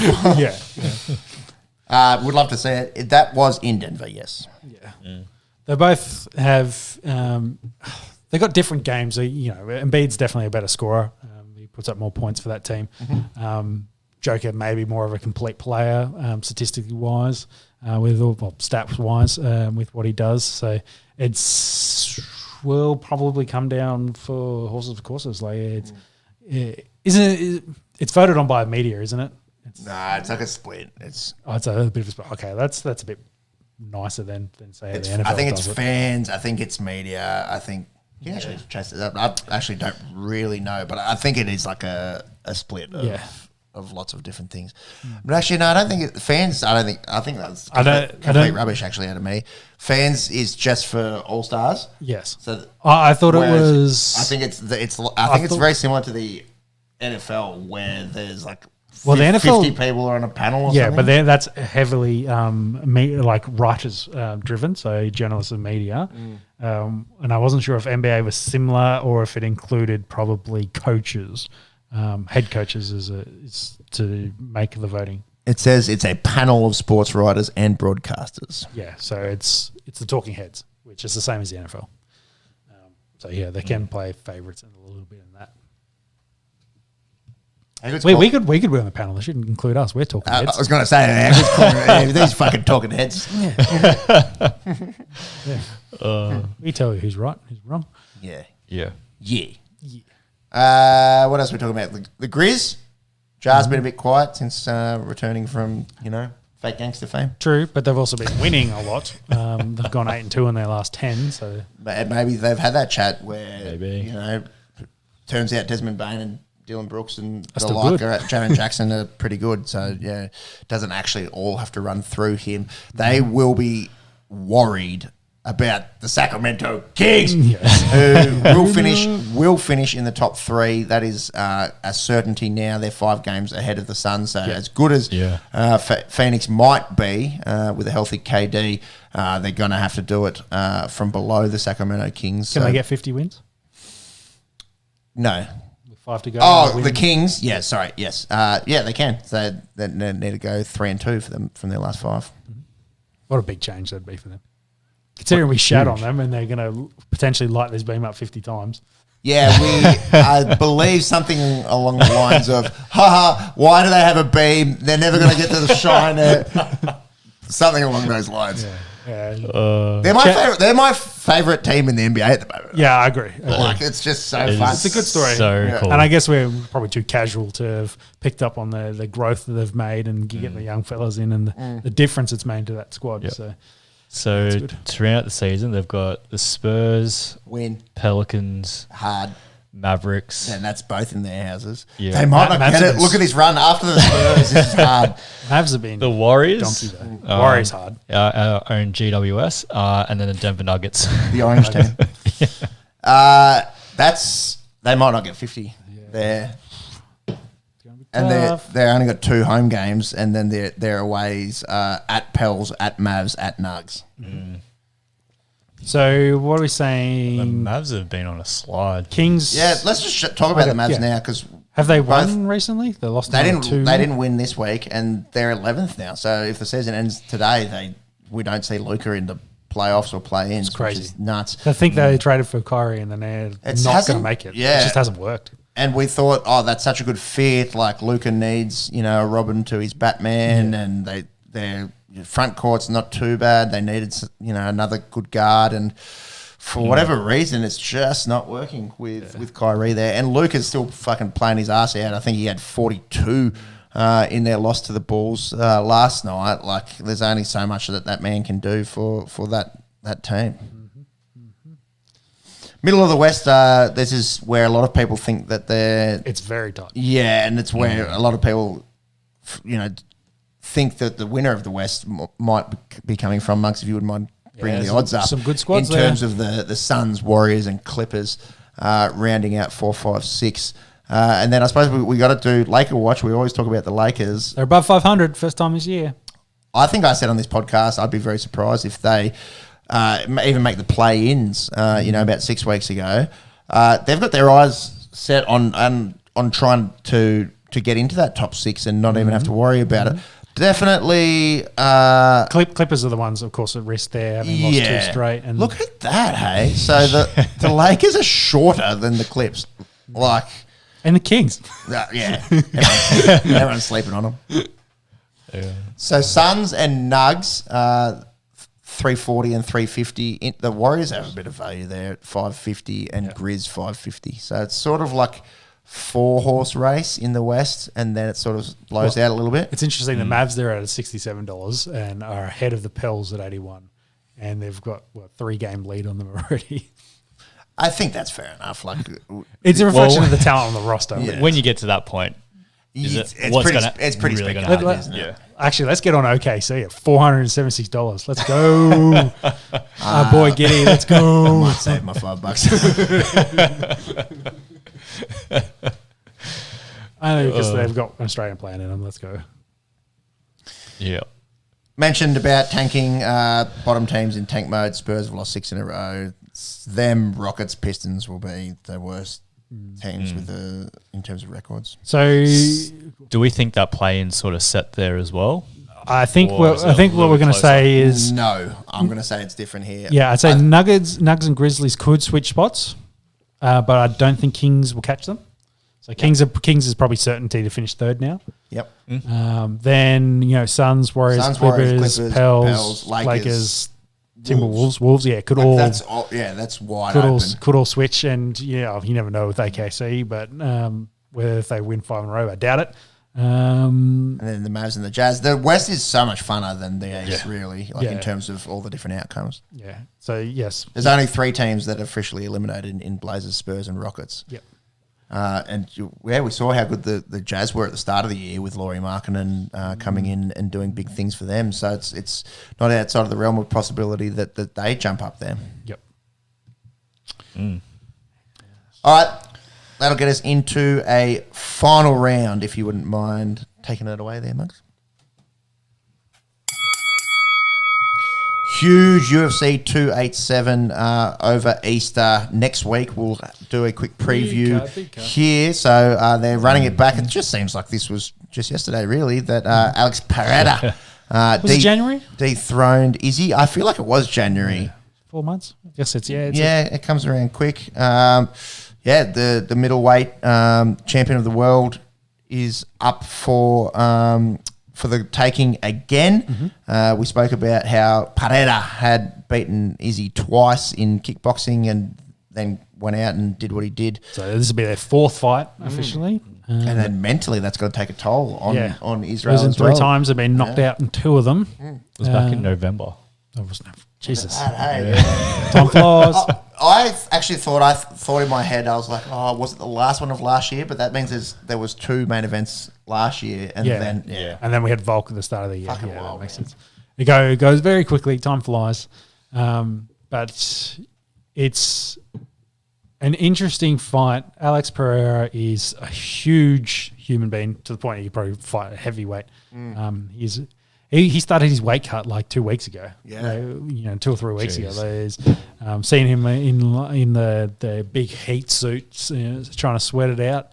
A month ago, it kind of shows the amount of weight he loses. There's pictures of him with light heavyweights and training with light heavyweights and heavyweights, and he looks as big, if not bigger, than some of them. You're just like, wow, he's a huge human being that then fights at middleweight. But Israel's boogeyman, I think, is the main thing. Pereira maybe would find better, worse matchups in the middleweight division. There's been some chat about Whittaker's probably a worse fight for him just for the style of fight that he fights, whereas I guess with Israel it kind of lines up a nicer, and I guess that's the unfortunate for Israel. That's the story for the last 3 fights. What's he going to do different in this one? Of course, there's been some sneaky video out of camp of him doing more wrestling work and shooting for takedowns, because that's always been the criticism of Pereira's game, that he doesn't not as versed in that world. But whether that's just all bullshit, we get the same sort of fight we got in the last one, which was Israel largely winning a lot of those rounds. A very competitive fight, more of a kickboxing type of fight. But you fight a guy like Pereira with those bazookas. If only one of those lands, then you're in trouble. That's the thing about power, isn't it? It's probably the most coveted thing to have as a fighter. Yeah, it's the thing that can save you if you're not winning a fight or if it's close. Is having that power. Yeah, having that one punch power to turn things around, and for some fighters it then can be their weakness as well, because they're always then chasing that, and then instead of trying to get into the fight. But like we said, Pereira's had what's his kickboxing record? There's 40 fights on that, so 33-7. So it's actually his last kickboxing fight he actually lost in 2021, which is interesting. And then what? 7-1 in mixed martial arts, and from his 7 wins, 6 have been by KO and TKO. Yeah, so he's a scary dude. Fucking oath he is. He's a very scary dude. Has been Israel's boogeyman for a long time. Do I see anything different from the last fight? Currently, no. I can't think of anything. What happens differently in this one for mine? Just as a fan of the sport, as a fan of Izzy, I'd love to see Izzy go out, get his belt back, and then trilogy, and then that starts becoming one of the the biggest rivalries in UFC history. Then I'd also say I'd also love to see Pereira win it, get past this phase of Israel, because then you got a whole bunch of new fun fights. Like to open up the division. Exactly. Like Whittaker hasn't fought Pereira. That'd be a really interesting fight. Some of those other guys in that division, that's maybe Cannonier as well, push his case, because it opens it up a little bit. Yes, all those guys have lost to Israel, but then it's different. New matchups, new kind of storylines to follow and see what happens, which would be interesting. We'll talk about it in a second, but I think a lot of these other fights on the main card is sort of setting up those series fights down the track as well. Like they don't really seem to be all that spectacular fights when you look at them at face value, but you can see the long game that they're sort of playing here and setting up fights down the track. So who else is that middleweight? Vittori. Yeah, who I think won recently. Paulo Costa. Just resigned. Our boy Dricus Duplessis of not related to Fat Fame. Yeah, what was Costa? They're trying to angle him for who? That was in the news recently. What was that fight? I'm not sure. I don't think it was Strickland. It was someone else. I don't know. Wouldn't mind saying Izzy murder him again. I'll have a look. Even going down like Derek Brunson, like there's some fun ones down in the middle of the division. There's a good talent in that division, which has largely been dominated by Israel. So it does freshen it up a little bit by having a new champion to then try out new matchups. Yes, but Israel's probably he's not going to go away anytime soon. He's not the youngest fella anymore. He's 33, so there's no reason why he doesn't have another 4 years if that's what he wants to do. Yeah, exactly. So there's plenty of time left for him. I think he was calling out Nick Diaz. Nick Diaz. The Diaz boys is kind of like, Kmart kind of fights, isn't it? Like if you want a bit of money, isn't it? So I've got the news. Some value in it. It was interesting because I think Logan Paul actually recently said he had a Nate Diaz fight locked in. I did hear about this. And then he was going to start training for it, and then I think Diaz backed out of it. So boxing we're talking about. Yeah. So I think that was meant to be on the another Misfits pay-per-view in the middle of the year. So another Paul brother fighting someone smaller than them. Yeah, interesting. Yes. Well, I think Diaz is probably more comparable, but he's triathlete. The Paulo Costa news though was they want to do the Hazmat Man, Hamzat. Hamzat. It's his middleweight debut, and then he potentially could go back down and fight for the welterweight belt as well. So that was the conversation during the week. Yep. Guess who's favourite in the Izzy and Pereira fight? Not Not much of a guess. Interesting though, considering the history between the two. It's Izzy, actually. We haven't said that for the listeners. We'll get there. Israel the favourite there. Yeah. By a little, not a huge amount, but a little bit. $1.70 to $2.15. Yep. Method of victory is by points. So obviously they went all the way through to the 5th round last time with Pereira getting the TKO. So as long as Izzy can keep clean all the way through the fight. Well, the bets the bets reflect that, because they're saying if Izzy's going to win this fight, it's most likely by points. If Pereira's going to win this fight, it's most likely by knocking him out. Yep. Which, that was the story of the first fight. And I feel like nothing's, from what we've seen, has changed much between now and then. So that's the concern. But we haven't been in the camps. We don't know what else has been going on. So there could be some new bits to the game for either one of them. We'll have to see that next week when that card goes down. I would love to talk about Burns and Masvidal, but my bladder's about to explode. Boys. So take it away, and I'll try and run down for a little final thought on that one. Yep, sure. So Burns, Masvidal is the co-main. Burns, has he fought since he fought Hamzat, that we just mentioned a minute ago? Got it right. I'm just bringing up his record here. Yeah, I fucked up on purpose. You do really. It's all for bands. Always. Let me bring it up here. So he has fought. That's right, Neil Magny. Yep. Yes. And he won that one easy in the first start of the year. Yeah, so... this is an interesting fight for the conversation, because there's... I don't know if you believe the McGregor shit with if he beats Chandler, then he gets the lightweight belt of the title fight. And if he wins that, then he wants Edwards or whoever the welterweight champion is at that point. So, UFC would probably be like, yes, let's bank all that money. That sounds great. But I don't follow that. Whereas I think Masvidal is ranked 11. He does have unfinished business with Edwards from the 3-piece and a soda. Edwards doesn't really want to do the Colby fight, but I think Dana's going to push that on him.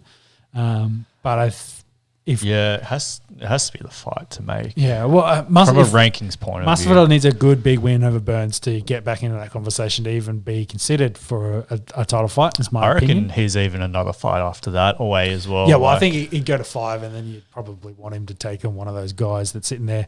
Maybe even Usman. You run that back. Then again, that'll be a trilogy, and he's lost the last 2. So it's It's a hard bit of road there, like you say. He needs a really big statement win to kind of push him there, or that and another fight. Whereas Burns, having lost to Usman and then having only just really lose to Hamzat, a lot of people could probably argue that maybe he won that fight too. And then if he gets a good win over Masvidal, he's probably right there, ready for another go at. With again, fun matchup potentially there for Edwards, because I'd love to see that fight. That looks interesting. So a lot to prove from both of them to then get back into that conversation for whoever is the welterweight champion, I guess, past Edwards and Covington. I think Muhammad's the only one out of that list that's probably gets forgotten about as well, because I think. How do you say the dude in 6th name? Because he was Shavkat Rakhmonov. He's the one that I think they may be targeting for Muhammad or targeting for someone else in that top 5. There's that to come as well as part of this welterweight storyline we've got at the moment. There's no real clear cut. Like, even though obviously it's ranked, there's no clear-cut sort of next contender, I guess. Dana, they've said it's Covington. They've said that that's going to be it. He is ranked 2, and Usman's ahead of him. Yes, he hasn't really done anything in the last 12 months and won anything recently, but he's still ranked there. So, and as I mentioned before, it looks like they're angling Hamzat to do probably more middleweight fights, and he's maybe going to get Costa up next, so that probably rules him out. Like we were saying, a good like really spectacular showing in here, you know, like a 5-second flying knee, we'll get you into the conversation for a title fight very quickly. That's it. Have we kind of been a little bit spoilt with the welterweight division, like with Usman's dominance over the last couple years, where like same conversation. You do see it's similar. You see easy, these, isn't it? yeah. You see these like from 3 down. You're kind of like, man, Yeah. like great to see these fights. Great to see. Well, like, those sort of guys sort are- out the order, but it's nothing necessarily like And- really wanting to watch. Though I'll say a lot of those guys are coming into that division, like they're working their way through it. So Well, Yeah. Hamzat's coming up. Bilal Muhammad's coming up. yeah, like, Gilbert Burns, if he gets a win here, he'll be okay. But it does kind of drop off a little bit. yes, it's Do you see Wonder Boy being a champ? yeah, from like having another title fight again. resurgence, Probably Yeah, not. like- Yeah, Do you see Sean Brady being a champ? Like, it's a good division, but I think the lightweight's probably the most stacked at the moment with talent all the way down. So yeah, it's good. Same conversation. You got Edwards there. There's now a lot of kind of new fun matchups you could potentially do, but it looks like Colby's the first one of that, and then we'll have to see what happens from there. have you guys Burns. spoken about the odds yet? No, Burns heavy favourite. $1.20 to $4.75. Yeah. But it'd be an interesting fight because I think it'll fight more into Masvidal style, which it'll be a banger, like it'll be a war. Burns, for whatever reason. I will say this caveat: his wife told him not to do that anymore, and that's why he got the quick submission against Neil Magny. So he has the ground game to dominate, and if he really wants to do that, he could do that against Masvidal. But there's also the conversation, that maybe he doesn't, and he wants to go out there and have a similar fight to what he had with Hamzat, where she was, just throwing haymakers and they were just beating the shit out of each other. He is a 3rd-degree black belt in BJJ. So Which is interesting because a lot up to the point where he fought Usman was on the back of his striking work is how he got there. But he is a dominant dude on the ground. It's an interesting take. Yeah. Run briefly through the rest of this card after talking about the two bigger ones. Bantamweight, Rob Font takes on Adrian Yanez. Rob Font coming off 2 losses to Marlon Chito Vera and Jose Aldo. Do we know much about this Yanez bloke? No, I can't say I've heard much. Is he coming? No, it's in bantamweight, so... I can tell you what I can see on his wiki. He's a 29-year-old American, I think of Mexican What's his descent. record there? He's And geez, pretty recent. Yeah, 16-3 MMA record. He hasn't lost for 4 or 5 years. But The names value there, blokes that he's beaten: Tony Kelly, Davey few Grant, Randy Costa, big Mustafa step, Lopez. feels like a bit of a big step up for him. I think Font would get the job done based on history. What did your odds say there? He must be pretty highly touted because he actually comes into this as favourite at $1.55 and Rob Font at $2.46. Interesting. Yeah. So maybe one to keep an eye on. It's always fun, isn't it, in the UFC? Like, because people can rise pretty rapidly as well, and just because we haven't heard of them and we're reasonable fans of the sport doesn't mean that they're not handy fighters. What's he ranked? I think there's 12. I think there 12. Yeah. I think there's like 400 plus fighters on the UFC's list. So Pretty hard to be across all of them. all of them, yes, Adrian Yanez, that'll be an interesting one there. yes, yeah. Big step up challenge for him. Rest of the main card, Kevin Holland takes on Santiago Ponzinibbio. Again, Fun fight. we're talking about time coming around quick. I swear we're just talking about old ears Ponzinibbio not that long ago. He also fought at 282 and he won against Alex Moreno. So again, that's 4 months that it just comes around pretty quick. Yep. Yeah, I think Kevin may be a little bit of a step up for him. And the odds reflect Kevin Holland about $1.30. Yeah. I'm just looking at Holland's recent fights here. He's coming off 2 losses as well. One to Wonder Boy and one where Hamzat Just ran through. Yeah, pretty easily. So, two losses on the trot. You don't want to make that a hat trick and then having to be, justifying to Dana why you need to be there. It's definitely the fun fight on the card. You can see their styles, and this will make this an interesting one. Bottom of the main card is Rahul Rosas versus Christian Rodriguez, also in bantamweight, and also don't know much about either of these blokes. Yeah, there's a few interesting names on the Premier card there with Gaslam, who's now ranked 15th. I think he's been a bit quiet of late, and maybe that's why his ranking has fallen off. Yeah. And then the Korean hottie and Michelle Waterson as well, still ranked 10th.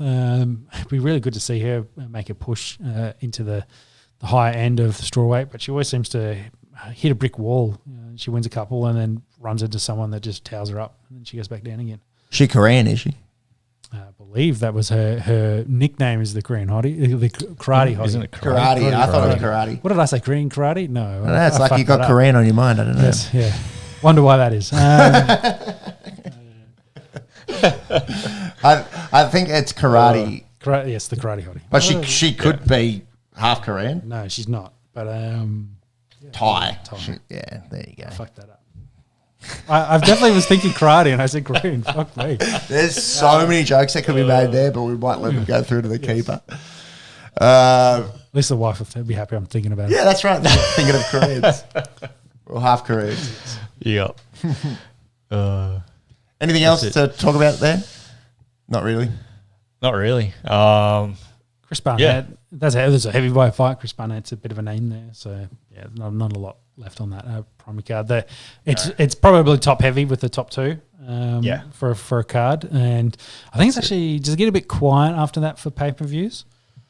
Jimmy, you chase that UFC 288. When's that? It's normally monthly, isn't it? Well, they try to do maybe two. It depends. Maybe 2 a month at the most for pay per views. 288 is the 6th of May. Yeah, so it'll be a month later. Who's on that one? So that's Sterling and Cejudo. Henry. Yeah, Cejudo. Cejudo returns. Yes. Yeah. That'll be a big one. Who else have we got on the card? So currently booked Oliveira. Oliveira. Yep. Yeah, that's a massive fight in the lightweight division.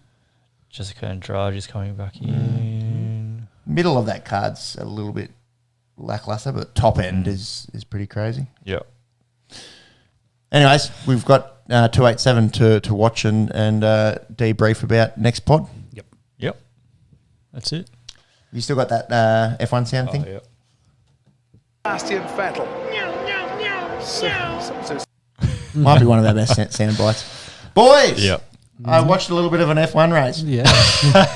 Perfect viewing time for you. Well done. Yeah, it wasn't in the middle about of as good as it gets this year. Wasn't in the middle of the night. It was also about 3 laps to go, and Verstappen had it fucking wrapped up. But run me through. The last 3 laps took about 2 hours. Run me through what was your expert takes on the Australian Grand Prix. Yeah, well, a lot happened. I think we had 3 safety cars and 2 red flags in total. Losing Leclerc early, Albon after about 15 laps, crashing the car.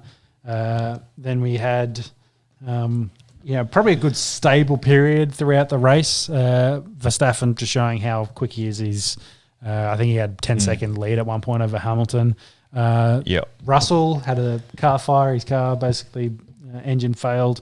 Bit of a flame ball out of the back of him. He was leading the race at one point as well. Yeah. He let it out of the start. So Verstappen had a pretty bad start. Had to come I think he had to come across to defend Hamilton, and then Russell was able to sort of beat him around the first corner. The inside line. But it kind of past that point, there's probably a good 30 laps where it was just Verstappen, Hamilton, and Alonso that are sitting in that pack. The middle pack kind of going up and down. Perez working his way through 15th, ended up finishing 5th. And Sainz as well, working his way as well. Finished 4th, but then got a 5-second penalty. So what kicked off? Oh, Magnussen. Hit the wall on... tagged the wall in his suspension, kind of gave up, and then he lost his wheel like a... what do you call it when a tyre... It doesn't... It's not a decleat, it's a... Well, no, the rim like completely snapped. Yeah, and the rubber completely came away from the whole tyre. Delaminated maybe is the word I was after. But either way, that caused a red flag. So they went into red flag, and then they came out of that on lap, what was it, 56? with another trying to figure out which one happened first. Starting position. The Magnussen happened first, and they came out of that, and they went back to starting from the grid position, which was the third start from a grid position in this race. And then they lost 6 cars essentially on the first few corners on that restart. You had Sainz running into Alonso spinning around. You lost both Alpines. Lance Stroll, I think, then got caught up with Alonso through his spin. Lost a bunch of places. Sainz moved up. It was good for McLaren's. It was good for Oscar and the Haas and Hulkenberg. They all moved up in this. But same thing that happened in Silverstone. They didn't get a whole sector, so they reset the race back to the previous lap. So Alonso went from last back into his third spot. They gave Sainz a 5-second grid penalty, which effectively meant he finished... He finished last. Last, yeah. Of all those that finished the race, he finished last. Because they had to finish, not behind the safety car, but they finished the last lap by starting the race again and taking the checker flag, essentially. It was all much to do about nothing, and I did that on purpose. I was going to pull you up on it too. Shakespeare's rolling in his grave. Yes. A bit of a farce. They had to get the full 58 laps in. They completed it. It's a technicality. Yeah, technicality. All the cars kind of, couldn't overtake in that last bit there. Hamilton did get pretty close to the side there of Max but he was all safe. Max wins. Yep. Hamilton was second. Alonso third for his third podium in a row.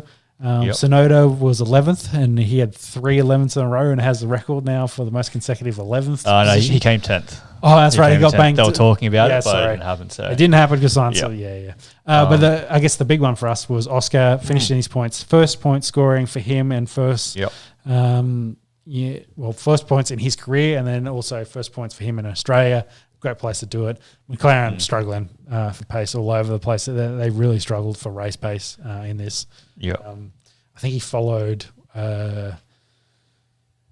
Tsunoda for like 20 laps in this one. Right on his gearbox, but really could make no ends at all. So he's definitely a talent. They're looking forward to him.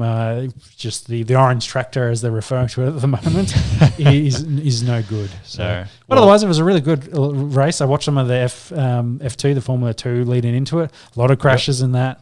Some of the supercars, fireballs as well. It seemed Albert Park claimed a lot of victims. Put a wheel wide, and you ended up in the wall. So it was a pretty good weekend of racing. Where does Albert Park rank in terms of scenic tracks in your opinion? A lot of F1 tracks are very scenic. Yeah, but I was just thinking as a bit of a casual, I was like, this looks pretty fucking nice. Obviously, it's not Monaco, but in your opinion? Top 5? I think it would have to be up there. I'd be up there. Maybe a bit of bias there to put it in the top 5, considering some of the other locations. Best country in the world, etc. Yeah, exactly. It's probably a little bit disappointing that it's no longer the first race in the year. Usually it's the start of the season. You do Australia and then you go across and then you don't have to jump back and forth. But travel as much. Yeah, they do the couple in the Middle East and then they come down here. So I think it's an excellent racetrack. It provides great entertainment. I felt this was one of the more entertaining races over the last 2. But it's still chasing the Red Bulls. I think Mercedes showed that they're coming. Yep. They're definitely improved. The Ferraris struggling, and the Aston Martins are, pretty close as well. And the standings kind of reflect what I just said. Red Bull well in front. Almost double the points of Aston Martin have, and then Mercedes are only 9 behind them, and then it's 30 odd back to Ferrari. That's it. So McLaren are really first good point scoring for them in this one to jump them off the bottom. Bottom of the ladder as the only team that hadn't scored points. With Alpine also not finishing, it was very good for McLaren to sort of leapfrog, double no finish, get some points there. And then going through to the rest of the season, I think it's really going to come down to reliability. A lot of drivers had to take a lot of new parts for their engines, and as soon as you start hitting your limits, then you start taking time. Position penalties and stuff. So, Yeah, like Ferrari's already had problems. McLaren's, I think, Mercedes had a few problems. Mm-hmm. See how long Red Bull can sort of keep their cars in working order and just, I suppose, keep building that lead. But maintaining that lead of pace as well, because they're very quick in the DRS zones. But we're only 3 races in. There's still another 20, I think, to go, and there will be a lot of distance closing, I'd say. I think Mercedes are in a better spot this year than they were last year, chasing the Red Bulls. And I think Ferrari's got a lot of ground to make up to even get into that conversation. And the Aston Martins have been the surprise packet. Where are they off to next, Pepe? What was the Azerbaijan, Baku. Kind of back to where they were a couple of weeks ago. It's kind of strange scheduling wise. I suppose. Well, they've got to come all the way down here, so maybe that's why. But even do one going back that way. But even still, they hop back and forth for the American races. They don't do like an American tour where they do all of them races. They spread them over the season, which I guess that helps with the viewership. You don't want to have all the American races in Mexico. You do it all in Canada. You do all that at once, and then those guys don't tune in for all the Europe ones. So you kind of try to sprinkle them in. Yeah, F1's been growing. They obviously know what they're doing. I think they worked it out. They have had some scheduling issues over the last couple of years where, the drivers definitely complain about it because it's a lot of trouble for them. I mean, they've got this massive push towards sustainability and all that sort of stuff. Being a motorsport, try and reduce emissions and all that, but the scheduling just hasn't reflected. And that sort of Formula 2 and Formula 3 was their first time in Australia as well. They usually don't come out and follow them, so that's why you have. Usually the supercars are what's there to fill it in that gap, but they had supercars, the Porsches, Porsche Cup, and both Formula 2 and Formula 3 going around. So there was a lot of racing this week at Albert Park. And I think the most attendance, I think they had almost 450,000 people through. That is wild, weekend, isn't it? Yeah, when you think about the amount of people that go through the gates. Consider, I was down there yesterday, and the rest of Melbourne, there were not a lot of people around doing anything else. So all F1 they're either at an AFL game or they're down around Albert Park. Briefly, the Masters is next week for the golf. It's the first major for the year. Scotty Scheffler is the defending champ. He starts at $8 with Rory McIlroy, also at $8, trying to win one after many years in the wilderness for Rory. John Rahm, it's sort of those three being the big three in golf at the moment at 9s before blowing out a little bit. Cam Smith and the other past live winners are able to play it, so we'll keep an eye on how our boy Cam goes. And it's probably my favourite golf tournament. I think the British is up there too, but that's over, and it's over Easter, which is mad for viewing a major. Oftentimes the Monday is at the Sunday is a Monday morning for us, and it's shit viewing time. So public holiday, Masters, how good. And we didn't talk any soccer in its own segment, obviously coming off the back of an international round, but just briefly, City torched Liverpool overnight. And what is there 7 or 8 games remaining? Sorry, what do they play? 36. They play 38. 38. Okay, so math lad. I had 36 in my head.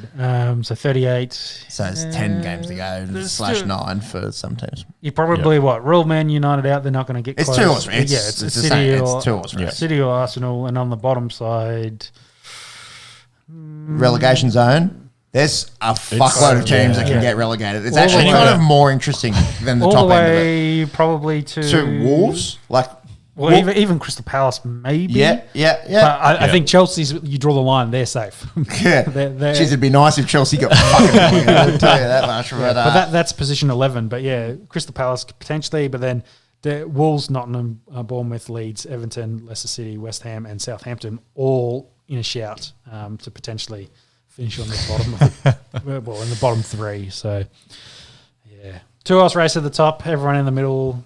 Anyone could play. It's probably pretty set.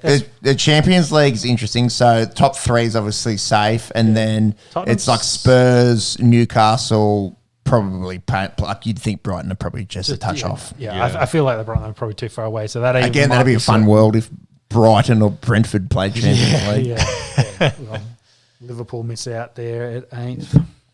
Yeah. So still a lot to play for, of course. But yeah, like you said, the bottom of the table is the interesting bit. It is interesting and a highly, highly disappointing year for both Chelsea and Liverpool. Yep. Yes. Very much so. Considering the money that, say, Chelsea paid. So, Yeah, et cetera. $500 million. Pound. All right. Thanks to anyone that's joined us for this evening's episode. Quite late here on a Sunday evening. I think we're having next week off. Is that confirmed? Easter. I'm down the coast. Yeah. We'll see. If not, we'll work something out. Otherwise, yeah, we'll see you in 2 weeks. There's not a lot. I'm just checking some sport. If What's happening in the MLB? No. Any Shohei Ohtani updates? I think I did see something during the week from him. Here we go.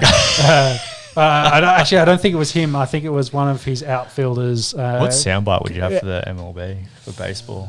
Oh, you something to do with like strike. Like, like they've got the best. They yeah, actually what's have yeah, true. You know, like something like that. True.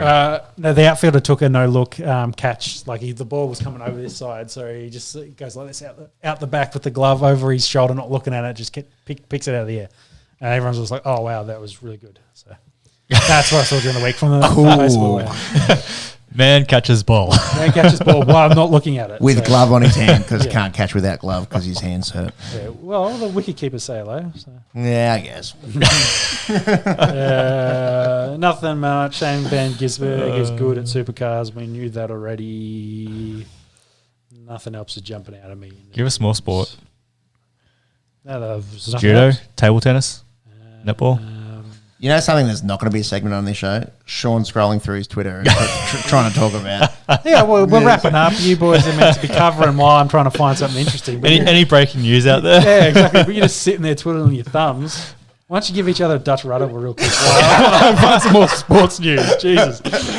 For the second time this show. Yeah. No, there's nothing. It's all quiet. All quiet on the sports. On that note, thanks to anyone that's listened to this dribble. We might catch you in a fortnight. Have a happy Easter. Don't eat too much chocolate. Yes. Diddle-it-it-diddle. Bye. Bye.